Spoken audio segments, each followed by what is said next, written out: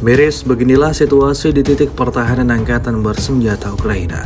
Ada banyak peralatan militer yang terlihat rusak parah dan mayat-mayat tentara Ukraina yang berhamburan dalam keadaan mengenaskan. Rekamannya ramai beredar di media sosial Telegram pada Jumat 21 Juni 2024. Hal ini terjadi diakibatkan militer Ukraina yang tak mampu merespon serangan pasukan Moskow. Dalam narasi unggahan tidak disebutkan secara detail kendaraan militer apa saja milik Ukraina yang rusak parah diterjang serangan Rusia. Hingga video ini beredar, beragam reaksi diberikan warganet.